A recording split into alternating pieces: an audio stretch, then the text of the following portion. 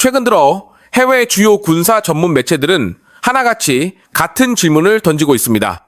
도대체 캄보디아는 왜 이렇게 빨리 현실과 부딪히게 되었는가?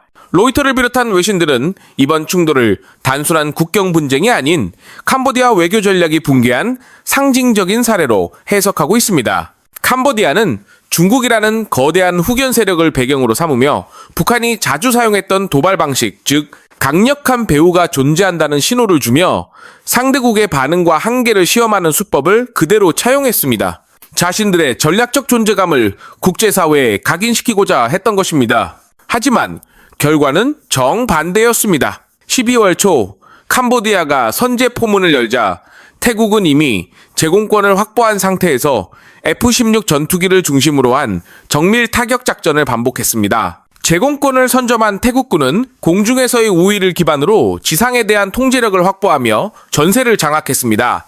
2주간 이어진 치열한 교전 끝에 최소 38명이 목숨을 잃었고 약 80만 명에 달하는 피난민이 발생하는 비극적인 결과로 이어졌습니다.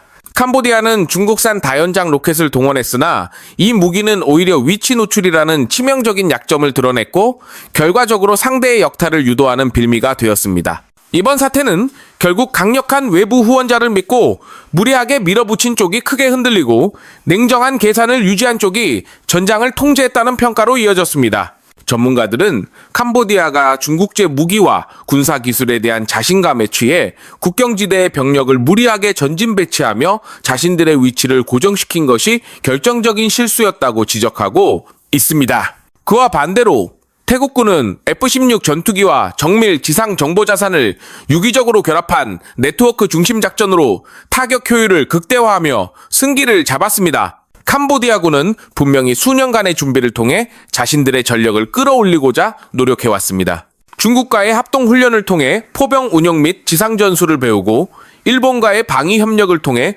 지휘 통제 시스템과 기본 전술 교육을 습득했습니다. 이러한 동아시아 군사 노하우를 적극적으로 흡수하며 스스로 허술하지 않은 군대임을 입증하려고 했습니다. 그러나 실제 전장에서는 그들이 기대했던 전술적 우위가 좀처럼 발휘되지 않았습니다. 오히려 예상보다 훨씬 빠르게 전장의 주도권을 상실하고 말았습니다. 군사 분석가들은 이 상황을 단순히 훈련의 양부족에서 비롯된 것이 아니라 훈련의 방향성과 철학 자체에 문제가 있었다고 평가합니다. 캄보디아의 군 현대화는 철저히 중국 중심으로 이루어졌고 대규모 병력 전개와 집중 화력을 중시하는 전형적인 중국식 전술을 반복해왔습니다. 하지만 이러한 방식은 매우 중요한 전제 조건이 필요합니다. 바로 상대가 제공권을 장악하지 못해야 한다는 점입니다. 문제는 이번 교전에서 태국군이 초반부터 확고한 제공권을 장악했다는 점입니다. 태국은 미국식 공중작전 운영 방식을 그대로 차용했고 한국산 무기체계를 기반으로 한 정밀 타격 전략을 펼쳤습니다. 그 결과 지상에서 아무리 많은 포탄과 로켓을 퍼부어도 그것은 곧 위치를 노출시키는 결과로 이어졌고 태국군의 기동 포병대에게는 좋은 표적이 되었을 뿐입니다. 특히 캄보디아는 계속해서 훈련받은 대로 포탄을 쏟아붓고 있지만 이것이 오히려 역공을 유도하는 단초가 되고 있습니다. 훈련의 기계적 반복은 전장을 분석하고 적의 전략에 맞춰 유연하게 대응해야 하는 실전의 흐름과 맞지 않았습니다. 그 결과 태국군의 정밀한 대응에 속수무책으로 당하고 있는 것입니다. 캄보디아는 중국과의 군사적 유대에만 의존하지 않았습니다. 일본과도 꾸준한 방위 협력을 이어오며 다각적인 전략적 포석을 준비해 왔습니다. 일본 자위대는 캄보디아군에게 지휘 통제와 요인 경호에 관한 고급 교육을 제공해왔고 양국 간 군사 교류는 정기적인 훈련 사진을 통해 공식화되었습니다. 그러나 아이러니하게도 무력 충돌이 한창 진행 중이던 시점에 일본과 캄보디아 간 훈련 장면이 공개되면서 상당한 논란을 불러일으켰습니다. 문제는 태국 여론의 반발이었습니다.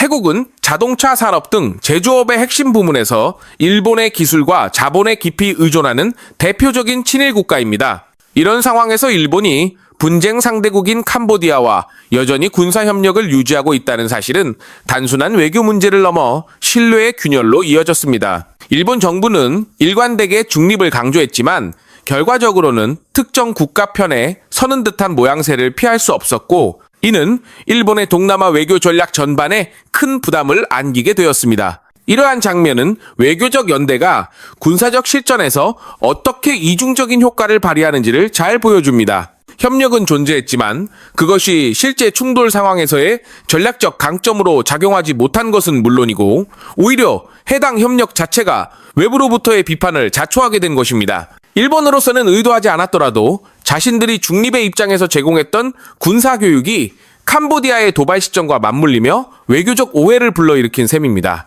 태국 내부에서는 우리는 일본과 협력해 왔는데 일본이 적국과도 손을 잡고 있다는 불만이 터져나왔고 일본 역시 예상치 못한 외교적 파장에 당황하는 모습을 보였습니다. 이처럼 외교협력은 그 의도와는 무관하게 충돌 국면에서 상징적으로 작용하며 양국 간 신뢰관계에 중대한 영향을 미칠 수 있습니다. 전장의 흐름을 가른 핵심은 결국 무기의 성능이었습니다. 캄보디아군은 중국제 BM-21 다연장 로켓, 곡사포, RPG-7 등 전통적인 화력 무기에 의존하고 있었습니다. 이러한 무기들은 단기적인 화력은 강하지만 정밀성과 기동성 면에서는 한계가 분명했습니다. 반면 태국군은 한국산 무기 체계를 도입하여 실전 기동성과 정밀 타격 능력을 대폭 강화한 모습이었습니다. 대표적인 예로 태국군이 운용하는 K9 자주포는 단순한 폭격 장비가 아닌 타격 후 즉시 이탈하는 슛 앤 스쿠트 방식으로 운영됩니다.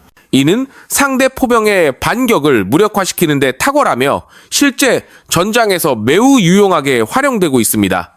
제공권을 선점한 상황에서 태국은 F-16과 함께 한국산 FA-50 경공격기를 투입해 국경 분쟁이라는 제한된 전장에서 정밀 타격의 효율을 극대화하고 있습니다.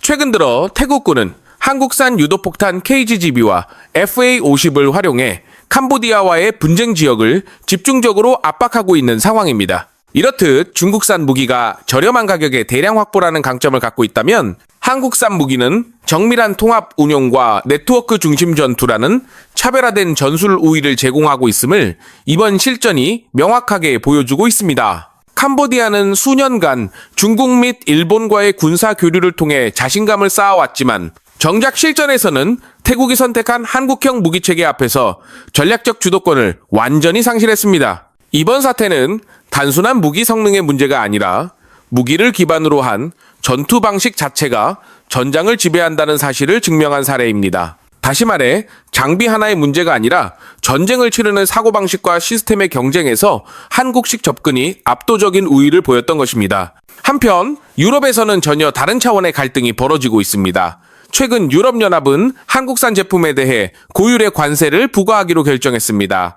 무려 50%에 달하는 철강 관세를 예외 없이 적용하겠다고 발표한 것입니다. 미국의 트럼프 행정부가 과거 자국 보호를 명분으로 강행했던 관세 정책을 그대로 답습한 모습에 한국 내에서는 당연히 논란이 커졌습니다. 미국은 기축통화인 달러를 기반으로 독자적인 노선을 걷는 강대국이지만 유럽은 오히려 한국이 없으면 일부 산업에서 자립조차 어려운 구조이기 때문에 더욱 큰 반발이 일고 있는 것입니다.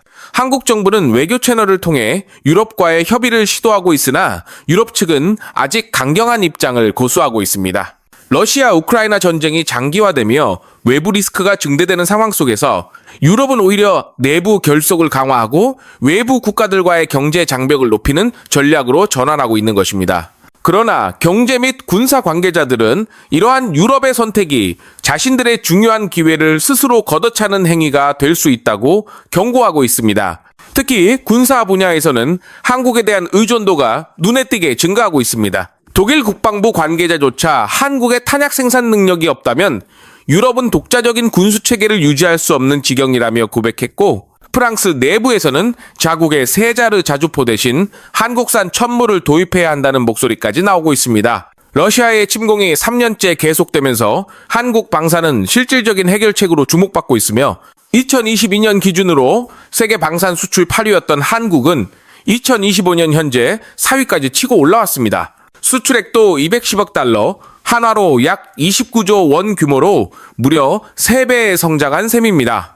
전쟁이 세계를 불안에 빠뜨릴 때 한국은 기술력으로 유럽의 평화를 지켜냈습니다. 러시아 탱크가 검은 연기를 뿜으며 전진할 때 한국 전차는 시속 60km로 질주했고 명중률은 95%를 기록했습니다.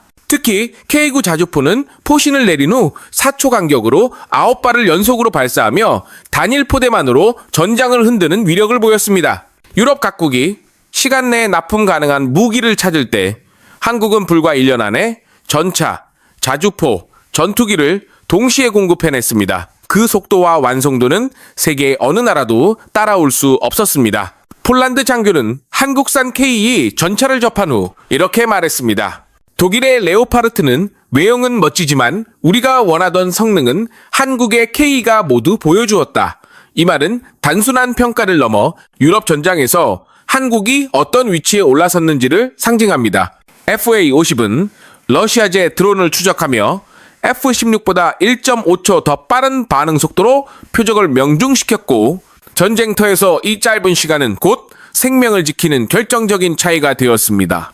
지금 북유럽과 폴란드 등은 한국산 무기들을 코리안 패키지라 부르며 전차, 자주포, 전투기, 로켓이 통합된 단일 전투 시스템으로 도입하고 있습니다. 한국은 단순히 무기를 판매하는 나라가 아니라 그 무기를 운용할 수 있는 전쟁 시스템 전체를 수출하는 유일한 국가가 되었습니다. 이미 폴란드에서는 KPL 전차를 납품받은 후 현지에서 정비, 훈련, 심지어 엔진 운용까지 진행 중이며 부품의 50% 이상을 현지에서 조달하고 있습니다. 2030년까지는 이 비율을 70% 이상으로 끌어올릴 예정입니다. 이는 단순한 무기 수입이 아니라 기술 문화 자체를 들여온 셈입니다. 이러한 한국의 저력은 하늘에서도 빛을 발하고 있습니다. KF-21 보라매는 한국이 순수 독자 기술로 개발한 첫 전투기입니다. 미국의 F-35가 한 대당 1,800억 원의 유지비가 연간 100억 원을 넘는 데 비해 KF-21은 단가가 약 900억 원, 유지비는 30억 원 수준입니다. 가격은 절반, 유지비는 1-3이지만 공중전투 능력은 F-35의 85% 수준까지 도달했습니다. 세계에서 FBW 비행 제어 시스템까지 자체 개발한 나라는 한국이 유일하며 이는 단순한 무기 기술을 넘어 주권을 지키는 전략적 자산입니다. 필리핀과 폴란드는 이제 F-16 대신 KF-21 도입을 논의 중입니다.